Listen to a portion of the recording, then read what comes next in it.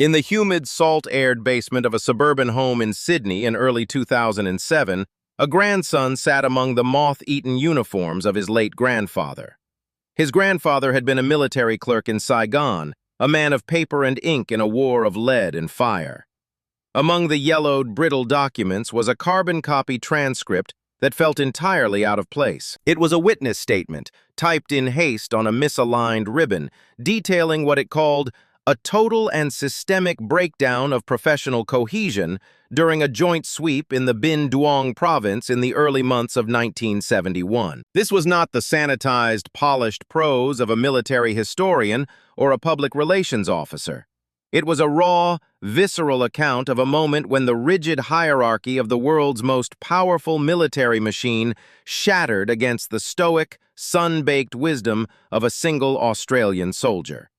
The document traced the events of February 23, 1971. In the strategic maps found at the Pentagon, this region was known as the Iron Triangle, a dense, unforgiving labyrinth of ancient tunnels, hidden trapdoors, and a triple canopy that swallowed the light of the sun.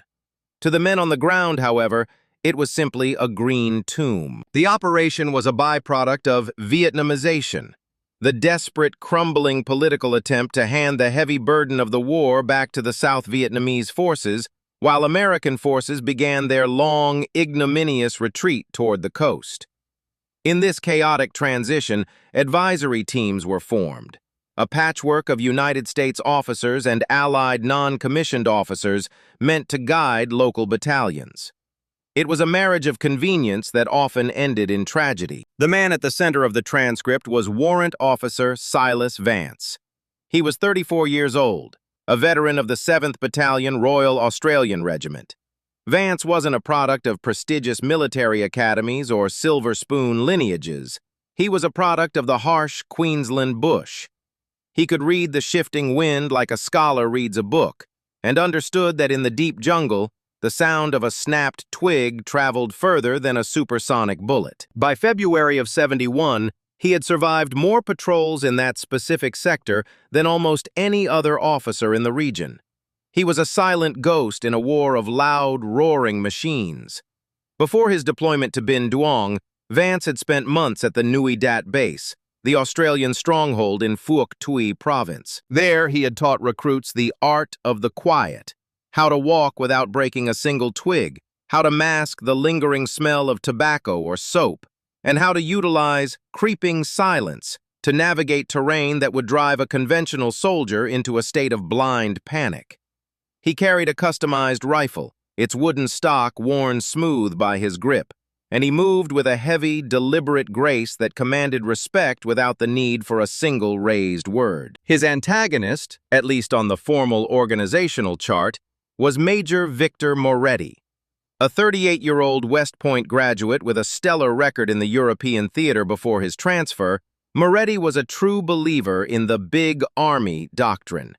He believed that victory was a clinical matter of superior logistics, absolute air superiority, and aggressive, overwhelming movement. He was currently commanding a composite unit of South Vietnamese soldiers, with Vance attached as a tactical observer to provide what the brass called Allied optics.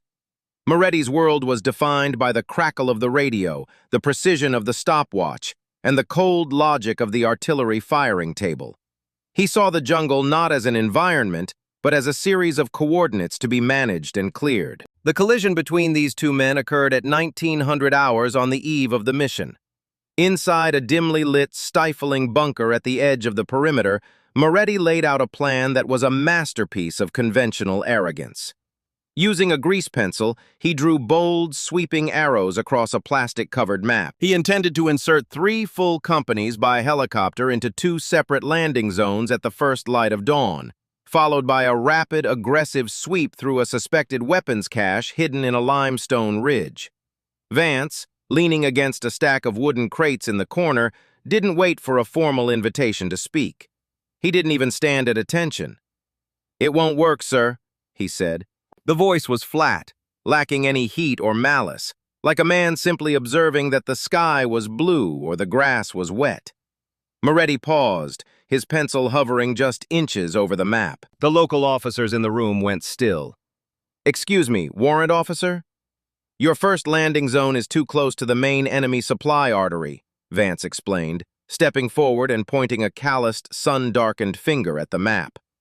"The roar of those helicopters will be heard for 5 miles in this humidity. You aren't surprising anyone. You're effectively inviting them to a party. They'll have at least 30 minutes to clear the caches or, more likely, dig in for a coordinated ambush before your first boots even touch the mud. You are telegraphing your punch, Major." Moretti's jaw tightened, a muscle jumping in his cheek. "The intelligence confirms these are stationary targets, Vance. We have aerial photos. If we move fast enough, we catch them off guard. Speed is our security." "The intelligence is 3 weeks old, and in this weather, 3 weeks is a lifetime," Vance countered. "And your second landing zone? That's a death trap. You're dropping men into elephant grass that's taller than a man's head. You lose visual contact the second you step off the bird. If the enemy opens up from the tree line, your boys will be shooting each other in the confusion before they even find a target to aim at. Not to mention the ground itself. It's the tail end of the wet season. That open field on your map? That's a flooded marsh. You'll be wading hip-deep in thick mud, silhouetted against the rising morning sun like ducks in a shooting gallery.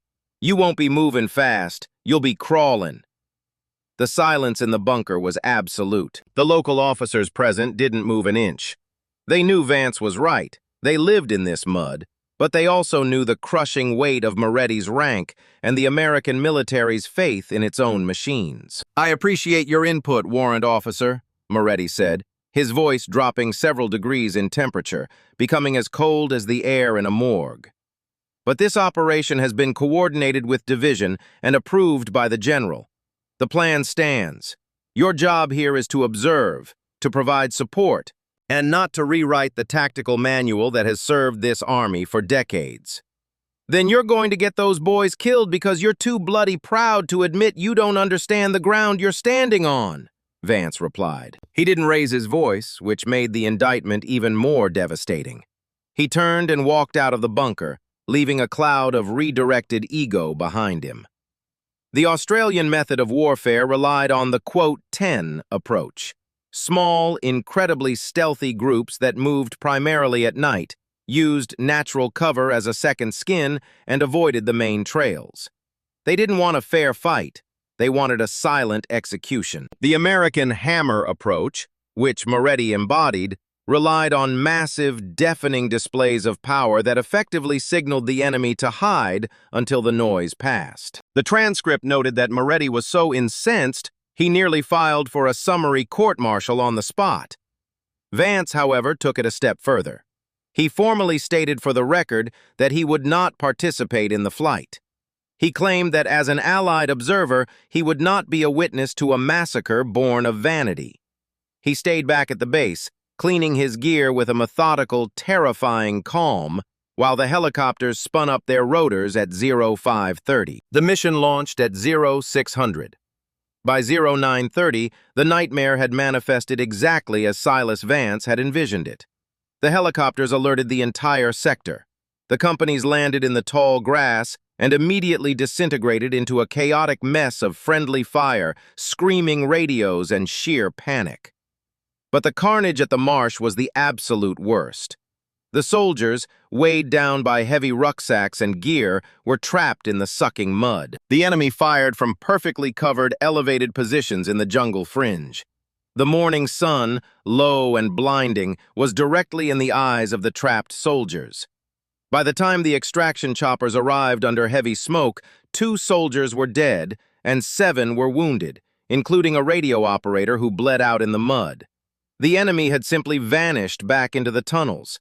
There were no captured weapons, no intelligence gained, only a routine, dry after-action report that called the contact a minor engagement with an estimated squad of insurgents. The secret document in the Sydney basement, however, revealed the psychological aftermath. That evening, Moretti returned to his quarters, his face pale and his uniform caked in the iron-scented red mud. He found a note on his desk, written on a scrap of paper in a cramped, jagged hand. 2 dead, 7 wounded. You were told. They didn't have to die for your map. For 3 weeks, the tension between the two men was a physical weight in the compound. They didn't speak.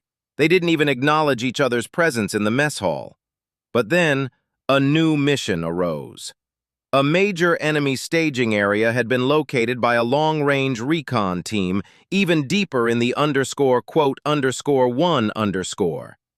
This wasn't just a cache, it was a regional headquarters. This time, the stakes were an entire battalion. In a move that surprised everyone in the command tent, Moretti didn't call a formal briefing. He walked across the compound to Vance's small canvas tent. He found the Australian sitting on his cot, cleaning the bolt of his rifle for what must have been the 1,000th time. _2_ Moretti asked, his voice stripped of its West Point polish, sounding human for the first time. _3. Vance didn't look up immediately. He finished oiling the bolt, wiped his hands on a greasy rag, and then looked at the major. No helicopters. Not for the insertion. We walk in. We go 2 days early to account for the terrain. We move through the creek beds at night, waist deep in water to hide our heat and our noise. We stay in the bush, cold rations only, until the sun is directly behind us on the 3rd day. We hit them when they're sitting down to their morning rice and their guard is at its lowest. 1 kilometer every 4 hours. Silence is our only fire support, Major. If a single man speaks above a whisper, the mission is over. I'm requesting you as my lead scout, Moretti said. I don't scout for officers who don't listen, Major. It's bad for my health. I'm listening now, Moretti replied, and he stayed in that tent for 4 hours, learning about the logic of the shadow. The operation on March 17, 1971, became a legend among the few who were cleared to know the truth. Vance led a composite force through the densest, most impassable jungle in the province. They moved with such agonizing stealth that they bypassed 3 separate enemy outposts without a single shot being fired. They reached the headquarters perimeter at 05:45. When the attack began, it was over in less than 40 seconds. 17 enemy were killed in action. Huge caches of high-level documents, codes, and radios were captured. Allied casualties? 0. Not a single scratch. In the official reports that reached Saigon, Moretti was praised for his unconventional tactical flexibility and innovative use of terrain.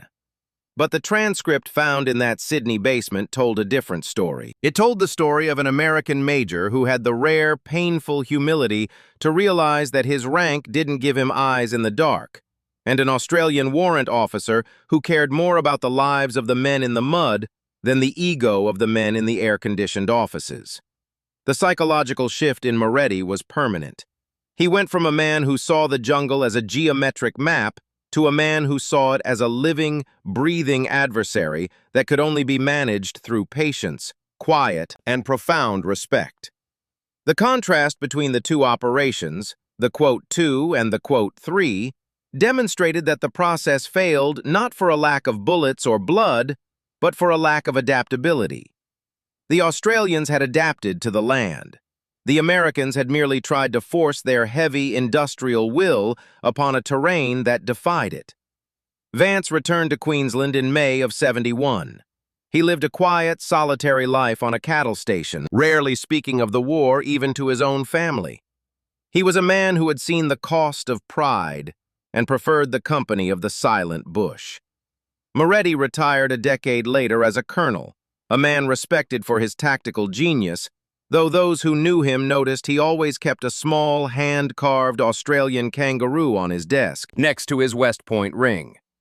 The investigator who found the original page in Saigon was told to burn it because the Army of 1971 could not afford to admit that its entire methodology was being outclassed by a few bush rats from Australia. They wanted the war to look like a predictable machine. Vance showed them it was a cruel, unpredictable art. Expertise is a silent currency. It doesn't care about the stars on a shoulder, the medals on a chest, or the pedigree of an officer's school. It only cares about survival in the next 60 seconds. The document ended with a single handwritten line. Rank is a temporary title. Knowledge is a permanent advantage. Listen to the men who know the mud before you ask them to die in it. This was not merely a note about a singular mission. It was an epitaph for an entire generation of commanders who refused to look down at the ground until they were already buried in it. Today, elite units across the globe analyze the Bin Zhuang incident as a prime case study in adaptive leadership and the danger of command arrogance.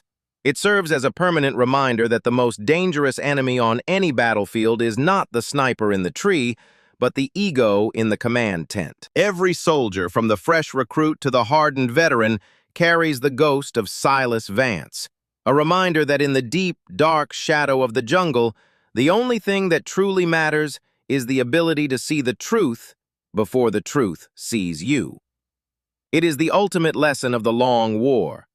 When the world demands you roar like a lion, sometimes the only way to actually survive is to be as quiet as the forest itself, waiting for the light to change. We must remember that the path to victory is paved not with the loudness of our weapons, but with the quietness of our feet and the openness of our minds to those who have walked the path before us. In the end, there were two paths taken, one of pride that led to the grave, and one of humility that led to the light of day.